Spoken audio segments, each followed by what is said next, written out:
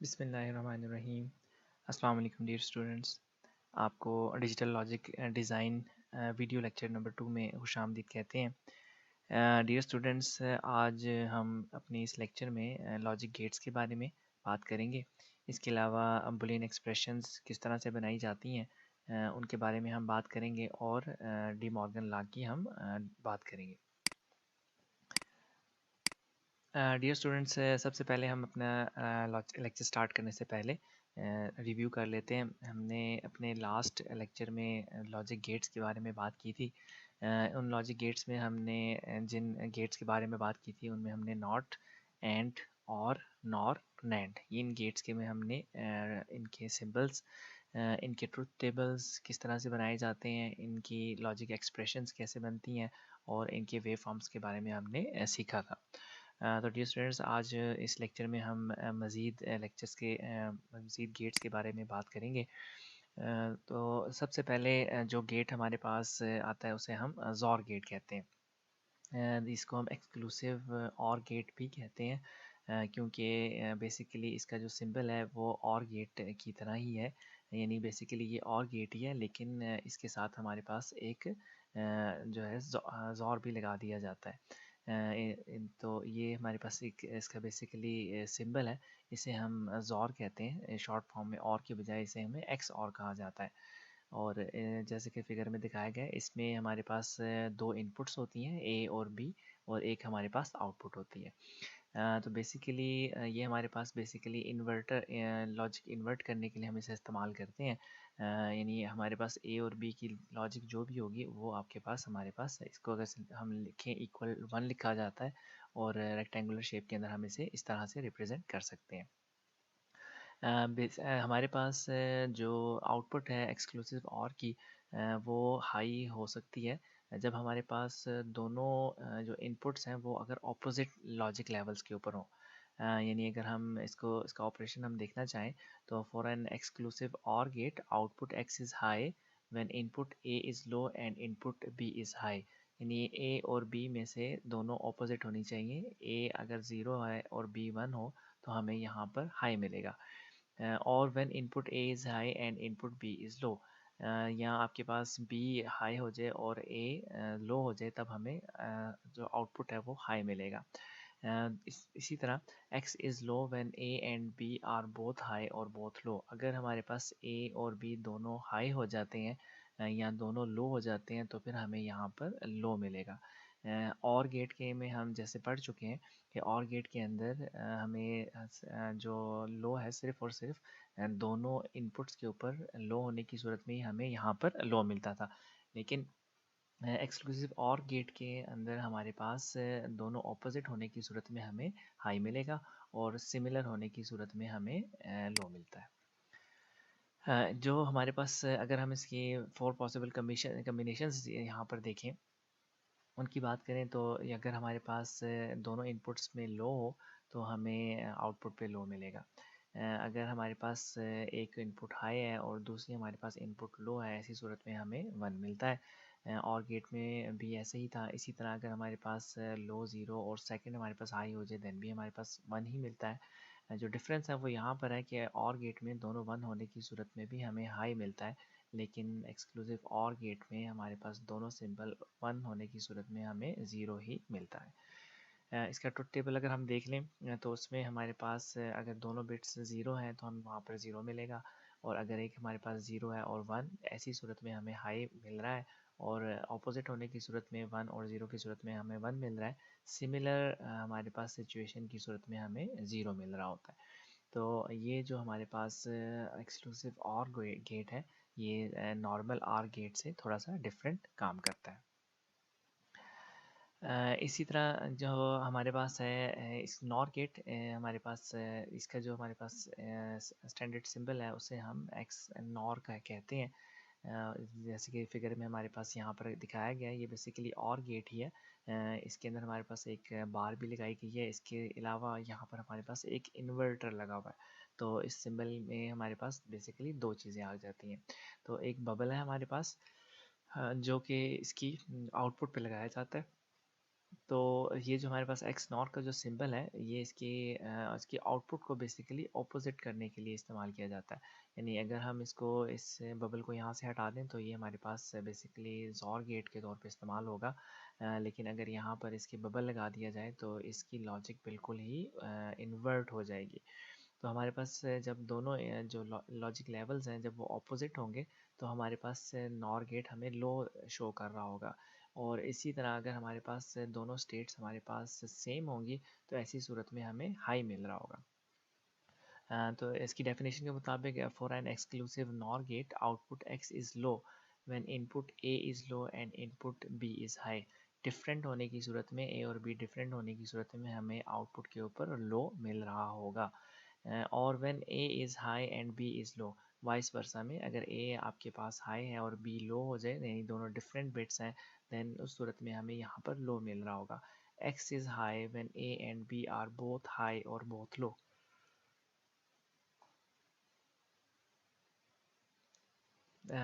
इसी तरह हमारे पास अगर दोनों हमारे पास बिट्स जो हैं ए और बी, ये दोनों अगर हमारे पास हाई हो जाते हैं या हमारे पास अगर दोनों लो हो जाते हैं, ऐसी सूरत में हमें ये हाई मिलेगा। जबकि एक्सक्लूसिव ऑर गेट में हमारे पास ये बिल्कुल ऑपोजिट सिचुएशन थी। इसका अगर रेक्टेंगुलर सिंबल बनाया जाए तो सेम उसी तरह रेक्टेंगुलर सिंबल है। इसके बॉक्स में हम इक्वल 1 लिखते हैं और यहाँ पर बबल को शो करने के लिए हम यहाँ पर एक जो है आपके पास हम ये ट्रायंगल हम यहाँ पर लगा सकते हैं। तो इसकी ये रेक्टेंगुलर रिप्रेजेंटेशन है और ये हमारे पास इसकी ये दूसरी रिप्रेजेंटेशन है। डियर स्टूडेंट्स, इसके बाद हमारे पास नॉर गेट आ जाता है। इसके जो हमारे पास नॉर गेट की जो हमारे पास पॉसिबल कम्बिनेशंस हैं, उसमें हम देख सकते हैं कि जैसे अगर हमारे पास दोनों सेम बिट्स हैं, ऐसी सूरत में हमें हाई मिल रहा है। और डिफरेंट इनपुट होने की सूरत में, 0 और 1 होने की सूरत में हमें यहाँ पर लो मिलेगा। इसी तरह 1 और 0 होने की सूरत में हमें यहाँ पर लो मिलता है। लेकिन सेम बिट्स होने की सूरत में हमें हाई मिलता है। तो यहाँ पर ट्रुथ टेबल में भी सेम हम देख सकते हैं कि दोनों बिट्स हमारे पास जब सिमिलर हैं तो हमें 1 मिलेगा। और हाई होने की सूरत में भी 1 मिलेगा। और बिट्स ऑपोजिट होने की सूरत में हमें यहाँ पर 0 नज़र आएगा। डियर स्टूडेंट्स, इस अब हम वेव फॉर्म के हम वेव फॉर्म भी देख लेते हैं। हमारे पास यहाँ पर एक वेव फॉर्म ए है। यहाँ पर भी बेसिकली टाइम इंटरवल्स हैं T1, T2, T3 और T4। दो मुख्तलिफ वेव्स हमारे पास यहाँ पर मौजूद हैं, ए और बी। अगर हम इसका वेव फॉर्म देखें तो जैसे ही हमारे पास दोनों बिट्स एक यानी कि T1 में जब हमारे पास दोनों बिट्स सेम होंगी, देन हमारे पास जो अब्जॉर है ये हमें हमें बेसिकली 0 दे रहा होगा। और जब हमारे पास ये दोनों बिट्स डिफरेंट होंगी 0 और 1, ऐसी सूरत में हमें यहाँ पर 1 मिल रहा होगा।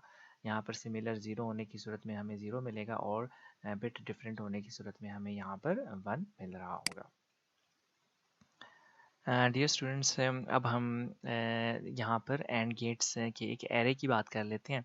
जैसे कि यहाँ पर हमें डायग्राम में नज़र आ रहा है कि यहाँ पर हमारे पास मुख्तलिफ इनपुट्स हैं और ये इनपुट्स आपस में एक दूसरे के साथ मिली हुई हैं। ये बेसिकली हमारे पास गेट्स हैं। हमारे पास जो सीरीज़ में गेट्स लगे हुए हैं, यहाँ पर 3 एंड गेट्स लगे हुए हैं, इनकी यहाँ पर इनपुट्स हैं और हम ऊपर से इनको मुख्तलिफ किस्म की इनपुट्स यहाँ पर देते हैं। तो हमारे पास एंड गेट के एरे की मदद से हम मुख्तलिफ़ किस्म के प्रोग्रामेबल लॉजिक्स हम डेवलप करते हैं। अब हमारे पास एक फॉर एग्ज़ाम्पल ये एक अनप्रोग्राम्ड हमारे पास लॉजिक मौजूद है। प्रोग्राम करने के बाद जो हमारे पास दूसरी फिगर है, यहाँ पर हमने इसको प्रोग्राम कर लिया है। प्रोग्राम करने के बाद इसकी जो सूरत हाल है वो कुछ इस तरह से है कि हमने यहाँ पर जो ए इनपुट है, इसको हमने इसके साथ इसकी फर्स्ट इनपुट के साथ हमने इसे मिला दिया है। और यहाँ पर जो इसकी दूसरी एंड गेट की दूसरी जो इनपुट है उसे हम बेसिकली बी के साथ मिला रहे हैं।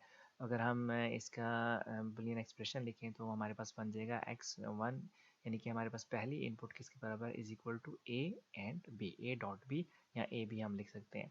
इसी तरह हमारे पास ये इस एरे में जो दूसरा गेट है, अगर हम इसके बारे में लिखना चाहते हैं तो यहाँ पर हमने ए बार इसके साथ हमने इसे कनेक्ट कर लिया, इसकी फर्स्ट जो इनपुट है, और इसकी जो दूसरी इनपुट है उसे हमने बेसिकली बी के साथ कनेक्ट किया है। और अगर हम इसका अरिथमेटिक एक्सप्रेशन लिखें तो वो हमारे पास बन जाएगा x2 is equal to A bar B, क्योंकि हमारे पास इनपुट ए बार है इसलिए हमारे पास ए बार बी बनेगा। इसी तरह थर्ड गेट के लिए हम देख लेते हैं, हमारे पास x3 इज इक्वल टू, हमने यहाँ पर ए से कनेक्ट किया तो ए डॉट बी बार, तो वहाँ यहाँ पर बी बार है। तो इस तरीके से मुख्तलिफ़ किस्म के गेट्स को एरे की सूरत में लगा लिया जाता है, और उसके बाद हम उनको अपने हिसाब से प्रोग्राम कर सकते हैं, और उनको उनके लॉजिकल एक्सप्रेशंस लिखने के लिए हम वही ऑपरेशन परफॉर्म कर सकते हैं। डियर स्टूडेंट्स, अब हम इसे एक एग्जांपल से भी देख लेते हैं। यहाँ पर हमें एक डायग्राम दी गई है जिसमें हमें मुख्तलिफ एक्सप्रेशंस बनाने के लिए कहा गया है, जिसमें हमें कहा गया है कि हमारे पास जो फर्स्ट आउटपुट है x1 वो बेसिकली ए बी बार होनी चाहिए। तो सबसे पहले हम इसको x1 के लिए सॉल्व करके देख लेते हैं। तो x1 के लिए हमारे पास सबसे पहले इनपुट जो है a, हम यहाँ पर a को इसके साथ ज्वाइन कर देंगे, और दूसरी हमारे पास b बार है, हम यहाँ पर b बार को इसके साथ ज्वाइन कर लेंगे, तो ये हमारा फर्स्ट एक्सप्रेशन यहाँ पर कंप्लीट हो जाएगा। इसके बाद फिर हमारे पास x2 के लिए हमने इसे बनाना है, तो x2 में हमारे पास a बार और b है, ये इसके लिए हमारे पास x2 है, इसकी फर्स्ट इनपुट हमारे पास जो है वो a बार है, हमने इसे यहाँ से ज्वाइन कर लिया, और दूसरी इनपुट b है, हमने इसे यहाँ से कनेक्ट कर लिया। इसके बाद जो तीसरा एक्सप्रेशन है वो बेसिकली हमारे पास है x3 is equal to a bar b bar. तो x3 के लिए हम यहाँ पर a बार को इसके यहाँ पर कनेक्ट करेंगे फर्स्ट इनपुट के साथ, और b बार को हम इसकी सेकंड इनपुट के साथ हम कनेक्ट कर सकते हैं।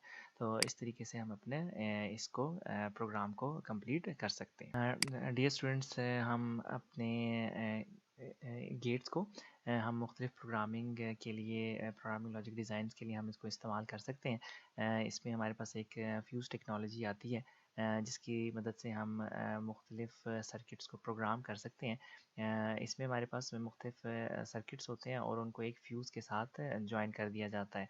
ज्वाइन करने के बाद हमारे पास ये सर्किट जो बेसिकली होता है, इसके अंदर सारे फ्यूज़ मौजूद होते हैं। प्रोग्राम करने के बाद जब उसमें से करंट गुजारा जाता है, जैसे ही उस सर्किट में से करंट गुजरता है तो वो फ्यूज़ ओपन हो जाता है, और आपका सर्किट काम करना शुरू कर देता है। और अगर उस सर्किट में से करंट पास ना करे तो वो फ्यूज़ जो है वो वहाँ पर क्लोज़ रहता है। तो इस तरीके से हम मुख्तलिफ गेट्स को इस्तेमाल करके फ्यूज़ को ओपन और क्लोज़ भी हम करवा सकते हैं। डी स्टूडेंट्स है, इसी में हमारे पास लॉजिक गेट्स के अंदर एक हमारे पास टेक्नोलॉजी, हम इसे EPROM टेक्नोलॉजी कहते हैं। ये बेसिकली हमारे पास प्रोग्रामेबल लॉजिक डिवाइस होती है। इसमें हमारे पास इसी तरह से मेमोरी सेल्स होते हैं, जिनको हम electrically programmable read only memories कहते हैं। ये बेसिकली प्रोग्रामिंग लॉजिक डिज़ाइन की एक टाइप होती है, और इसको एक स्पेशल टूल की मदद से प्रोग्राम किया जाता है। इसके अंदर प्रोग्रामर जो है अपने प्रोग्राम को इंसर्ट करते हैं, और इसके लिए हम इसको कंप्यूटर के साथ कनेक्ट करते हैं, और उसके बाद फिर सॉफ्टवेयर को प्रोग्राम करके इसके अंदर इंस्टॉल कर लिया जाता है। तो ये जो EPROMs हैं ये बेसिकली हमारे पास वन टाइम प्रोग्रामेबल होते हैं, यानी अगर उसको एक दफ़ा प्रोग्राम कर लिया जाए तो इसके बाद हम दोबारा इसको प्रोग्राम नहीं कर सकते। उसमें से कुछ हमारे पास ऐसे पैकेजेस हैं जिनको अगर हम इरेज़ करना चाहते हैं तो अल्ट्रा वायलेट लाइट की मदद से हम उसको इरेज़ भी कर सकते हैं। तो ये हमारे पास EPROM जो होते हैं, ये टेक्नोलॉजी बेसिकली मुख्तलिफ ट्रांजिस्टर्स की मदद से बनाई जाती हैं, और इनकी जो हमारे पास मुख्तलिफ किस्म की प्रोसेस के लिए हम इसको EPROM को हम इस्तेमाल कर सकते हैं। इसमें जब एक दफ़ा जो भी मेमोरी या जो भी डाटा इसके अंदर स्टोर किया जाता है वो स्टोर उसके अंदर महफूज रह जाता है। इसी तरह हमारे पास जो है EPROM के बाद एक और टेक्नोलॉजी, हम इसे डबल EPROM या ई स्क्वेयर CMOS भी हम कहते हैं। बेसिकली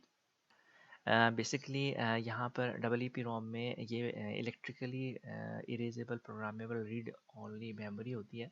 यहाँ पर हम इसके सर्किट बोर्ड को इलेक्ट्रिक करंट की मदद से, सिंपल इलेक्ट्रिक करंट की मदद से हम इसे रिमूव भी कर सकते हैं। और ये हमारे पास जो मेमोरी होती है इसे हम आम इस्तेमाल भी करते हैं, कंप्यूटर में भी इरेज किया जाता है, इस्तेमाल किया जाता है। हमारे पास बहुत सारी ऐसी डिवाइसेस हैं जिनको हम डबल EPROM की तौर पे हम इस्तेमाल करते हैं। इसी में हमारे पास डबल EPROM में एक हमारे पास टेक्नोलॉजी SRAM टेक्नोलॉजी आ जाती है।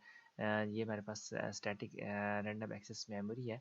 तो बेसिकली जो इसमें भी हमारे पास एक एरे होता है, और उस एरे की मदद से हम उसको प्रोग्राम करते हैं, और इसमें मुख्तलिफ जो हमारे पास ट्रांजिस्टर्स होते हैं उनको ऑन या ऑफ किया जा सकता है। तो SRAM हमारे पास थोड़ी सी टेक्नोलॉजी में डिफरेंट होती है, क्योंकि ये एक हमारे पास एक वॉलेटाइल मेमोरी होती है। वॉलेटाइल का मतलब ये है कि इसके सेल्स में जो डाटा होता है, जैसे ही पावर ऑफ होती है इसमें से डाटा जो है वो ख़त्म हो जाता है, और डाटा को उसमें लोड करने के लिए पावर का होना ज़रूरी होता है। तो ये हमारे पास एस रैम्स जो मौजूद होती हैं, ये रैंडम एक्सेस मेमोरीज होती हैं। तो इसका काम वर्किंग करने का तरीका कुछ इस तरह से होता है। ई पी रोम ये परमानेंट मेमोरी होती है, ये आपके पास नॉन वॉलेटाइल मेमोरीज नहीं होती। इसमें पावर लॉस होने की सूरत में भी डाटा महफूज रहता है। तो जबकि हमारे पास ये जो ई पी रोम है, ये हमारे पास जो रैम टेक्नोलॉजी होती है, एस रैम टेक्नोलॉजी, इसके अंदर इलेक्ट्रिक करंट का होना ज़रूरी होता है। डियर स्टूडेंट्स, अब हम मुख्तलिफ बुलियन ऑपरेशंस और एक्सप्रेशंस के बारे में हम बात करेंगे। हमने अपने लास्ट लेक्चर में भी मुख्तलिफ गेट्स के लिए नॉट एंड और नैंड और नॉर गेट्स के लिए हमने मुख्तलिफ किस्म के बुलियन एक्सप्रेशंस हमने बनाए थे। आज हम इनमें मुख्तलिफ गेट्स के बारे में हम सीखेंगे कि उनके बुलियन एक्सप्रेशंस किस तरह से बनाए जाते हैं। तो बेसिकली हमारे पास बुलियन एक्सप्रेशंस बनाने के लिए हमारे पास एक वेरिएबल होता है, जिसकी मदद से हम जिसको हम बुलियन अलजेब्रा भी कहते हैं। तो ये वेरिएबल जो हमारे पास बेसिकली है, ये कोई भी सिंबल हो सकता है, और इसको हम अपर केस के तौर पे इस्तेमाल करते हैं, और ये मुख्तलिफ़ किस्म की लॉजिक की क्वांटिटीज़ को दिखाने के लिए इस्तेमाल किया जाता है। तो हमारे पास कोई भी वेरिएबल जो है वो उसकी वेरिएबल की वैल्यू 1 या 0, उसमें से कोई भी एक वैल्यू उसकी हो सकती है। हमारे पास अगर उसको इन्वर्स करना हो या उसका कम्प्लीमेंट लेना हो, तो उसके उसके लिए हम एक बार लगा लेते हैं। उस वेरिएबल के साथ एक बार का इजाफा किया जाता है। फॉर एग्ज़ाम्पल, अगर हम ए को इन्वर्ट करना चाहते हैं, तो उसके लिए हम उसके ऊपर ए के ऊपर एक छोटी सी बार लगा देंगे। अगर हमारे पास ए इज़ इक्वल टू 1 हो, अगर तो इसका बार ए बार मीन इट्स का ऑपोजिट है, तो ए बार हमारे पास 0 हो जाएगा। इसी तरह अगर हमारे पास ए 0 है, देन ए बार हमारे पास 1 हो जाता है। तो कम्प्लीमेंट किसी भी वेरिएबल के लिए हम उसको नॉट ए या और ए के बार के तौर पे भी हम उसको पढ़ सकते हैं। हमारे पास हम सिंबल को आम तौर पे किसी भी अपर केस के ऊपर बार की सूरत में लिख सकते हैं, और बाज़ दफ़ा हम उसको एक डैश की सूरत में भी हम लिख सकते हैं। हम अब मुख्तलिफ जो बुलियन एक्सप्रेशंस हैं उनको हम पढ़ेंगे। हमारे पास सबसे पहले हमारे पास बुलियन एडिशन आ जाती है। बुलियन एडिशन हमने सीखी थी। बुलियन एडिशन के अंदर बेसिकली हम और का ऑपरेटर इस्तेमाल करते हैं। हम और ऑपरेशन इस्तेमाल कर रहे होते हैं, जैसे कि हम यहाँ पर देख सकते हैं 0 + 0 is equal to 0, 0 + 1 is equal to 1, 1 + 0 is equal to 1, 1 + 1 is equal to 1। तो बुलियन एडिशन के लिए हमेशा और गेट इस्तेमाल किया जाता है। और जो हमारे पास इनका जो सम है, वो हमारे पास मुख्तलिफ़ किस्म के लॉजिक सर्किट्स में हम उसको इस्तेमाल कर सकते हैं। इसी तरह हमारे पास इसमें जो बुलियन एडिशन है, इसके अंदर एंड गेट इन्वॉल्व नहीं होता। इसमें हमारे पास जितने भी एक्सप्रेशंस हो गए, ए प्लस बी या A plus B plus C bar and A bar plus B plus C plus D D bar. तो हमारे पास अगर जितनी भी टर्म्स हैं, उसको लॉजिक के हिसाब से हम अगर इनमें से किसी एक भी टर्म में हमारे पास 1 आ जाए, तो वो सारी की सारी हमारे पास टर्म्स 1 हो जाएंगी। उसका जो रिज़ल्ट है वो बेसिकली 1 होगा। और अगर हमारे पास इन सब का सम 0 आ जाए, तो इस ऐसी सूरत में हमारे पास जो लिटरल है वो 0 होगा। यहाँ पर हम एक एग्जांपल से देख लेते हैं। इसमें हमें वो कह रहा है कि determine the value of A B and C and D that make the sum term A plus B bar plus C plus D bar equal to 0। यानी ये हमारे पास एक बार है, हम इसका रिजल्ट जो है वो बेसिकली 0 लेकर आना चाहते हैं। तो इसके लिए हमें एक्सप्रेशन बनाना होगा। तो हम इसका सोल्यूशन हम देख लेते हैं। हमारे पास जो सम टर्म है वो बेसिकली 0 है, और हमारे पास जो लिटरल्स हैं वो हमारे पास सारे के सारे 0 होने चाहिए। तो इसके लिए हम ए को यहाँ पर 0 रखेंगे। बी क्योंकि हमारे पास इन्वर्ट हो जाएगा, इसलिए हम इसे 1 रखेंगे ताकि वो इन्वर्ट होकर 0 आ जाए। और इसी तरह जो हमारे पास बी बार है, उसे हम 0 कर लेंगे। सी को हम 0 रखेंगे, और डी को 1 की बजाय हम डी बार कर लेंगे ताकि वो 0 हो जाए। तो जब हम इन सब को आपस में प्लस करेंगे, तो सारे प्लस होने की सूरत में हमारे पास जो रिज़ल्ट है वो बेसिकली 0 ही निकलेगा। इसके बाद हमारे पास बुलियन मल्टीप्लिकेशन है। बुलियन मल्टीप्लिकेशन के अंदर हमारे पास हम एंड गेट को इस्तेमाल करते हैं। इसमें हमारे पास 0.0, इसी तरह 0.1, 1.0, इन सब के रिजल्ट हमारे पास 0 आते हैं और सिर्फ 1.1 का आंसर हमारे पास यहाँ पर 1 आता है। इसमें हम किसी भी और ऑपरेटर को इस्तेमाल नहीं कर सकते। इसमें हमारे पास जितने भी एक्सप्रेशंस बनेंगे वो A B bar, A B C या A B bar C D बार की सूरत में ही होंगे। इसी तरह हम यहाँ पर एक एग्जांपल देख लेते हैं। इसमें भी हमने ए बी सी डी की में से वैल्यू डिटरमाइन करनी है और इन सब का प्रोडक्ट बेसिकली 1 होना चाहिए। तो यहाँ पर प्रोडक्ट में हमें इन सारी बिट्स को 1 करना ज़रूरी है। तो यहाँ पर हम जो वैल्यूज़ रखेंगे, हम बेसिकली यहाँ पर ए को 1 असाइन करेंगे, बी को हम 0 असाइन करेंगे, इसी तरह जो आपके पास सी है उसे 1 असाइन किया जाएगा और डी को हम 1 असाइन करेंगे, ताकि जो आपके पास है डी को हम 0 असाइन करेंगे ताकि इसकी लॉजिक जब इन्वर्ट हो जाए, बी और डी हमारे पास जो है ये 0 होंगे, इन्वर्ट होने के बाद ये हमें लॉजिक 1 दे देंगे। तो 1.0 बार डॉट 1.0 बार, तो इसके सब के डॉट्स हमारे पास 1 आ जाएंगे और 1.1.1.1 हमारे पास 1 रिजल्ट में आ जाएगा। अब हम मुख्तलिफ लाज बुलियन अलजबरा के ऑपरेशंस के हम पढ़ लेते हैं। ये हमारे पास कम्यूटेटिव ला है, एसोसिएटिव ला है और डिस्ट्रीब्यूटिव लाज हैं। इनको हम अच्छे तरीके से देख लेते हैं। इसमें हमारे पास सबसे पहले हमारे पास कम्यूटेटिव ला है। ये इसमें बेसिकली हमारे पास ये कम्यूटेटिव ला ऑफ एडिशन है दो वेरिएबल्स का। इसको हम a प्लस बी अगर हमारे पास मौजूद हो तो हम उसे b प्लस ए लिख सकते हैं। यानी इस ला के मुताबिक वेरिएबल को अगर और के कर लिया जाए तो उनकी जो तरतीब जो भी हो उससे फ़र्क नहीं पड़ता। हमारे पास जो लॉजिक का जो सर्किट का रिज़ल्ट है वो सेम ही रहता है। यानी अगर हम यहाँ पर ए प्लस बी, हमारे पास ए और बी दो इनपुट्स हैं, अगर हम इन दोनों को आपस में प्लस करेंगे तो हमारे पास ए और बी आ जाएगा। ये ट्रिपल यहाँ पर इसका मतलब इक्वलेंट होता है, ट्रिपल लाइन्स का मतलब। और अगर हम इनपुट्स को चेंज कर लें, बी और ए को कर लें, तो अब भी रिजल्ट हमारे पास बी प्लस ए होगा।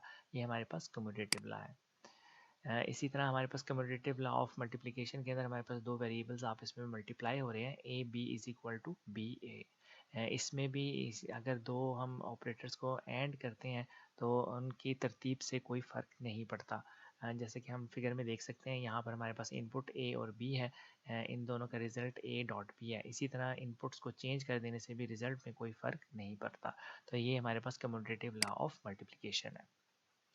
अब हम एसोसिएटिव लॉ की बात कर लेते हैं। ये सिंपल मैथमेटिक्स में एसोसिएटिव लॉ होता है। इसमें हम बेसिकली तीन वेरिएबल्स इस्तेमाल करते हैं। सबसे पहले अगर हम इसमें देख लें ए प्लस बी प्लस सी, यानी बी और प्लस और सी को अगर हम यहाँ पर रखें तो ये इक्वल होगा ए प्लस बी प्लस सी के।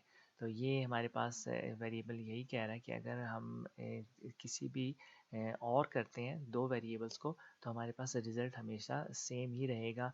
बेसिकली आप उसकी ग्रुपिंग जिस तरह से भी मर्ज़ी कर लें।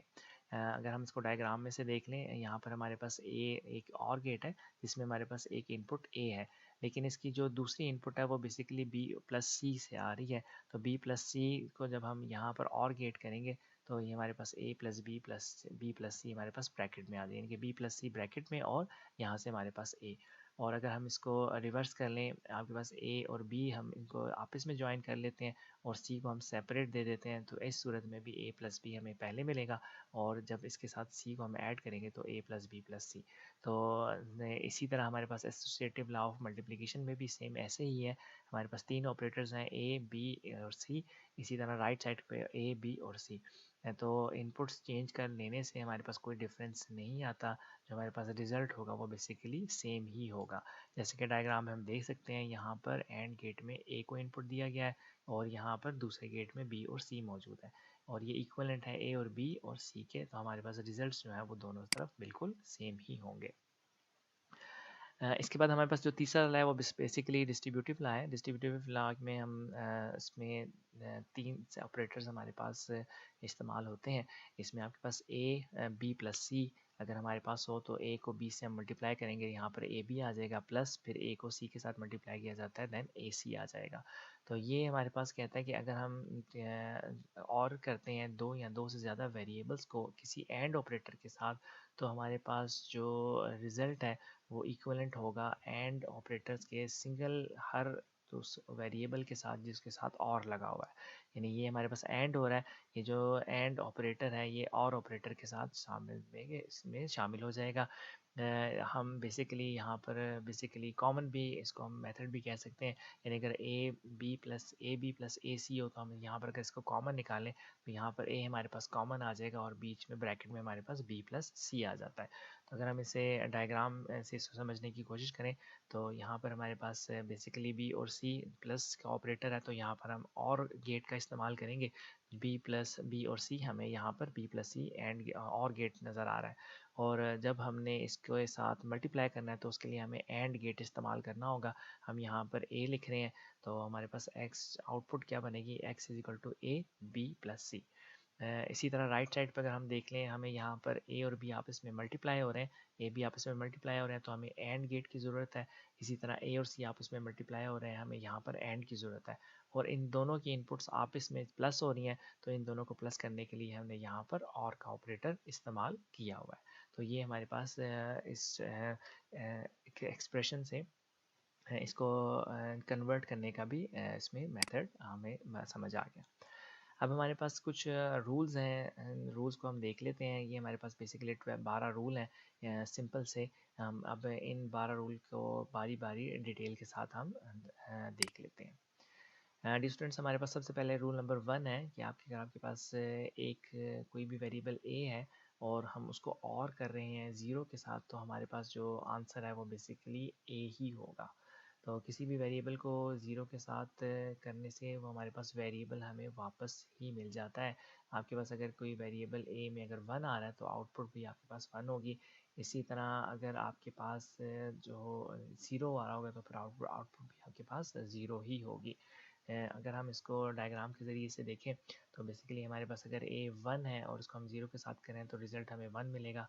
इसी तरह अगर ए 0 है तो उसको हम ज़ीरो के साथ जब ज़ीरो करेंगे तो हमें रिज़ल्ट 0 ही मिलेगा। तो x is equal to A plus zero it's mean A. Rule number 2 के हिसाब से हमारे पास अगर ए के साथ हम किसी भी वेरिएबल को 1 कर दें तो हमें हमेशा 1 ही मिलेगा।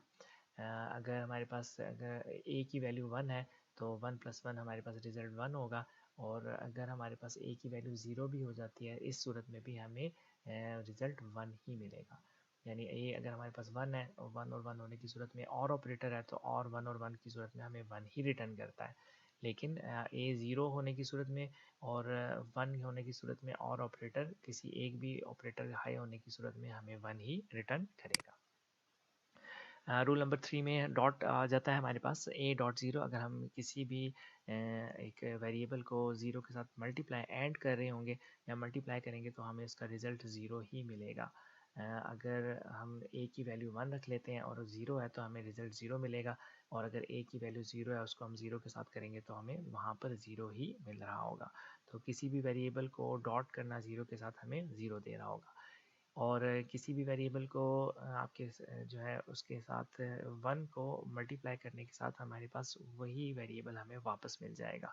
यानी अगर ए हमारे पास 0 हो और हम इसको 1 के साथ अगर मल्टीप्लाई करें तो हमें जो वेरिएबल ए है वही रिज़ल्ट मिलेगा। अगर यहाँ पर हमारे पास ए वेरिएबल 1 है और हमारे पास आउटपुट में भी 1 है तो इस सूरत में हमें ए ही वापस रिटर्न मिल जाएगा। तो x is equal to A dot 1 is equal to A, यानी ए को 1 के साथ मल्टीप्लाई करने का मतलब होता है 1।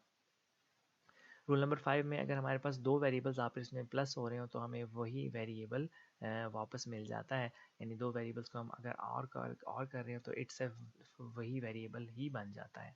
यानी अगर हमारे पास 0 प्लस 0 हो तो हमें 0 ही मिलेगा। इसी तरह अगर 1 प्लस 1 होगा तो हमें 1 ही मिलता है।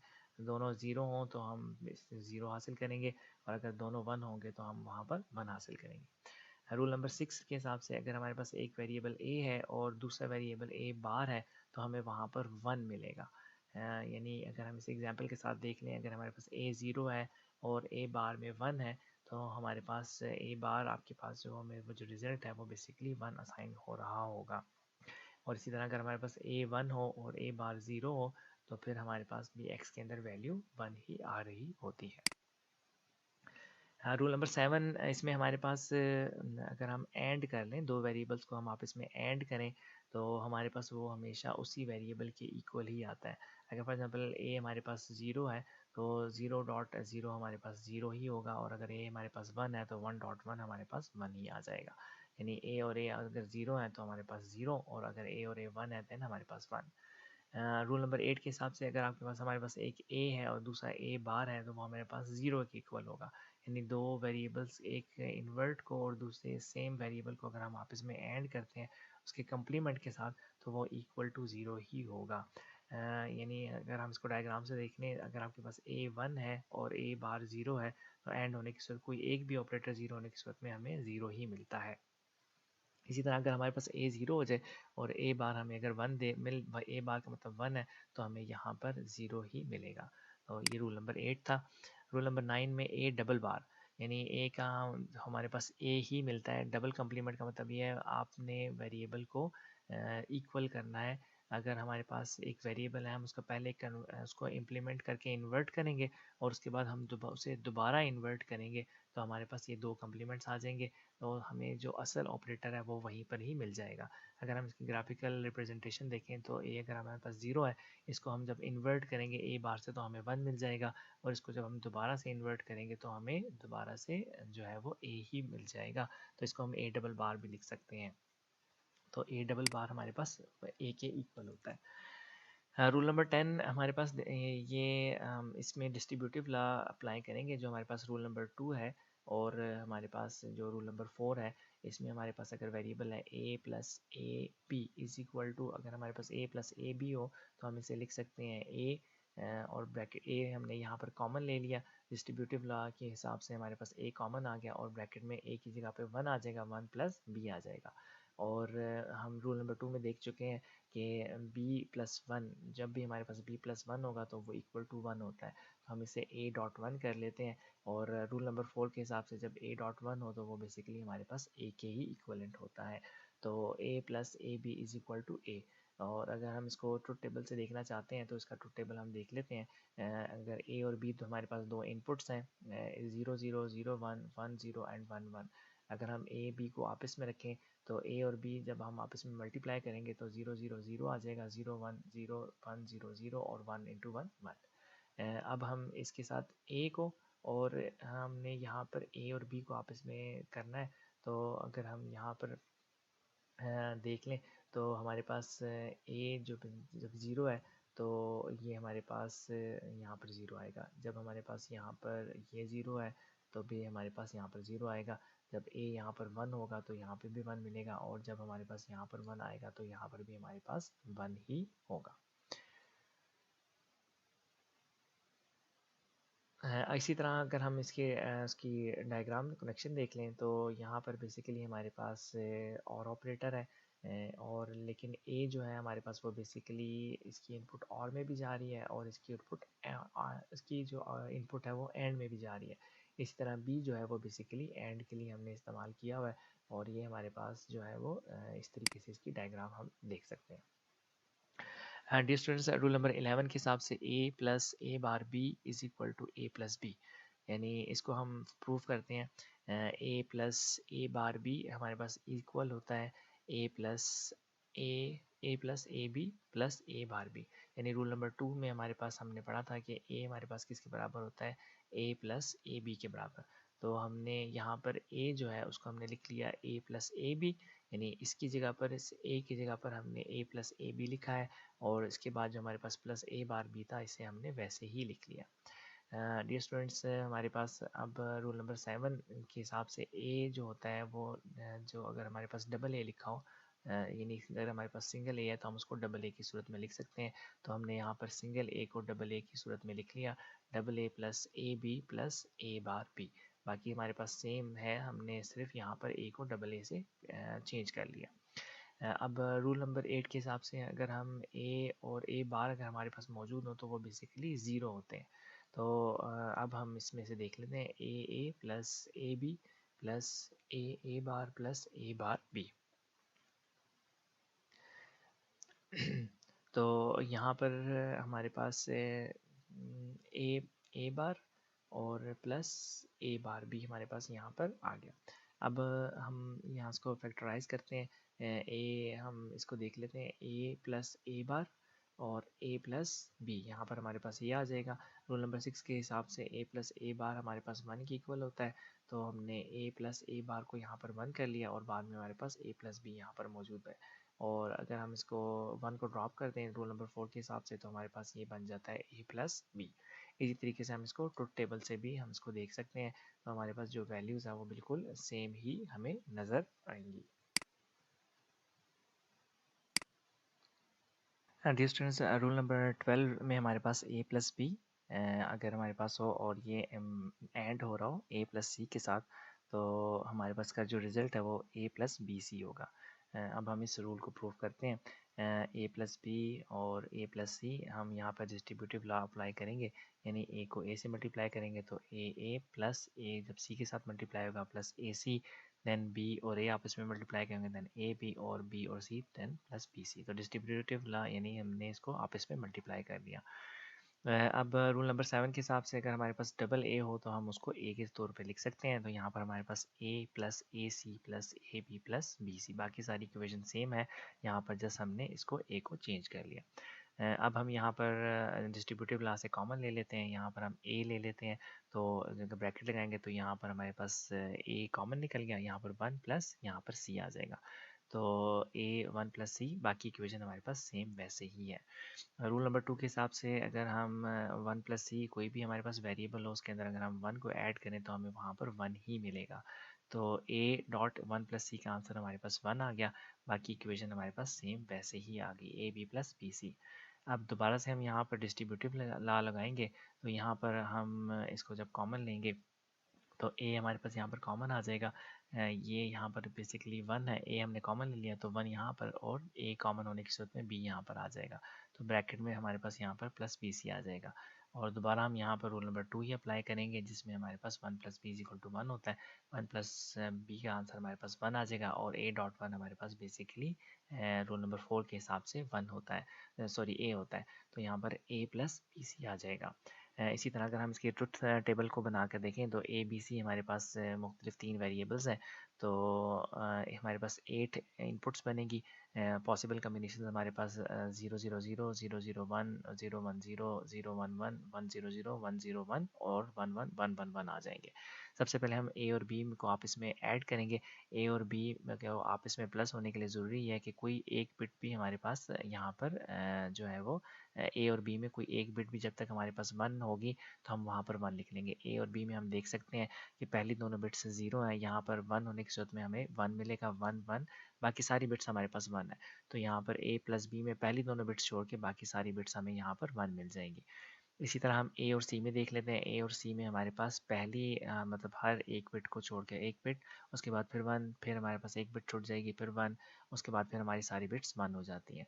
तो ए प्लस सी में हमारे पास पहली और तीसरी बिट 0 होगी और बाकी सारी बिट्स हमारे पास 1 हो जाएंगी। अब हम ए प्लस बी और ए प्लस सी इन दोनों को आपस में अगर प्लस करते हैं तो और यानी इनको हम आपस में इनका प्रोडक्ट करेंगे, तो इसके लिए हमारे पास दोनों में 1 का होना ज़रूरी है। तो जैसे कि हम देख सकते हैं कि पहली तीनों बिट्स में हमारे पास दोनों तरफ 1 मौजूद नहीं है, इसलिए हमारे पास यहाँ पर तीनों बिट्स 0 रहेंगी, और बाकी यहाँ पर बाकी सारी बिट्स 1 होने की सूरत में हमें यहाँ पर सारा 1 ही मिलेगा। और बी और सी में को हम आपस में जब मल्टीप्लाई करेंगे तो यहाँ पर हम जैसे कि देख सकते हैं कि कुछ हमारे पास सिर्फ और सिर्फ बिट नंबर 4 और बिट नंबर 8, ये दोनों बिट्स ही यहाँ पर सिर्फ 1 रहेंगी। तो हम a प्लस बी सी को जब हम करेंगे तो हमारे पास ये जो a बिट है, और अगर हम इसको बी सी के साथ ऐड करना चाहते हैं तो इसमें हमारे पास तीनों बिट्स हमारे पास 0 है और बाकी सारे बिट्स 1 होने की सूरत में हमारे पास रिजल्ट वही आ जाएगा। तो a प्लस बी सी का रिजल्ट और a प्लस बी और a प्लस सी दोनों का जो ट्रुथ टेबल है वो बिल्कुल सेम इसी तरह से ही बन रहा है, तो ये ला भी यहाँ पर प्रूव हो जाता है। तो अगर हम इसकी डायग्राम देख लें तो आपके पास a और b, अगर हम इसको और गेट में अप्लाई करते हैं और इसी तरह c पे भी हम एक और गेट रखते हैं, और अगर हम इसकी आउटपुट दें यानी a b और हमारे पास इंटू ए सी किसके बराबर है, हमारे पास ये आपके पास एंड बराबर, और अगर हम इसको सिंपल फॉर्म में लिखें ए बी सी, तो हमारे पास जो ए है वो बेसिकली और हो रहा है, जबकि बी सी दोनों एंड ऑपरेटर के साथ हमारे पास प्लस हो रहे हैं। डी स्टूडेंट्स, आज के लेक्चर में हमने लॉजिक गेट्स के बारे में बात की, जिसमें हमारे पास ज़ोर और नॉर, और हमने मुख्तलिफ बुलियन एक्सप्रेशंस के बारे में हमने बात की है। और बुलियन एक्सप्रेशंस को सॉल्व करने के बारे में और उनके रूल्स के बारे में मैंने बात की है। इंशाल्लाह नेक्स्ट लेक्चर में हम मज़ीद कुछ रूल्स के साथ और कुछ एक्सरसाइज के साथ दोबारा हाजिर होंगे। तब तक के लिए अस्सलाम वालेकुम।